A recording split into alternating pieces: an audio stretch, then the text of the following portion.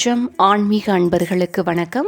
போகி பண்டிகை மார்கழியின் கடைசி நாளில் கொண்டாடப்படும் போகி பண்டிகை பழையன கழிதலும் புதியன புகுதலுமே என்ற சாரம்சத்தை அடிப்படையாக கொண்டது.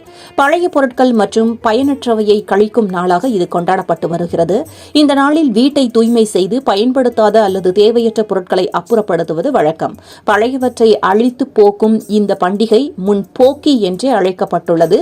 நாளடைவில் இது மருவி போகி என்றாகிவிட்டது. அக்காலத்தில் மழைக்கடவுளான இந்திரனுக்கு நன்றி தெரிவிக்கும் நோக்கோடு போகி திருநாளை இந்திர விழாவாக மன்னர்கள் கடைபிடித்தனர்.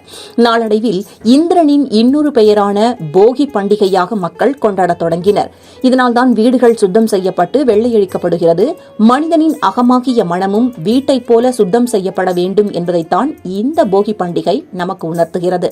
வீட்டில் உள்ள பழைய மற்றும் தேவையில்லாத பொருட்களை புறக்கணித்து வீட்டில் புதியன வந்து புகுதல் வேண்டும் என்ற நம்பிக்கையில் மக்கள் போகி பண்டிகையை கொண்டாடுகிறார்கள். அன்றைய நாள் வீட்டில் தேங்கி போயிருக்கும் குப்பைகள், தேவையற்ற பொருட்களை அப்புறப்படுத்தப்பட்டு வீடு சுத்தமாக்கப்படும். இவற்றோடு பழைய பழக்கங்கள், ஒழுக்கக்கேடுகள், உறவுகளிடம் ஏற்படக்கூடிய மனக்கசப்புகள் போன்ற வேண்டத்தகாத எண்ணங்களையும் ருத்ரகீதை ஞான யஜ்ஞம் என அழைக்கப்படும் அக்னிகுண்டத்தில் எரித்து பொசுக்கி வீட்டை மட்டுமல்ல மனதில் இருக்கும் தீய எண்ணங்களையும் தவறான எண்ணங்களையும் நீக்க வேண்டும் என்பது இதில் உள்ள தத்துவமாகும். பல்வேறு தெய்வீக குணங்களை தூண்டுவதன் மூலமும் ஆன்மாவை உணர்தல், ஆன்மாவை தூய்மையாக்குதல் போன்ற செயல்பாடுகளை இப்பண்டிகை பிரதிபலிக்கிறது.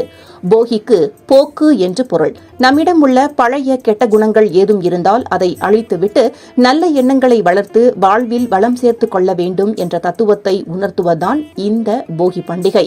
போகியில் பழைய பாழடைந்த துர்குணங்கள் நீங்கி நல்வாழ்வு வாழ வேண்டும் என்பதே போகி நமக்கு உணர்த்தும் தத்துவமாகும்.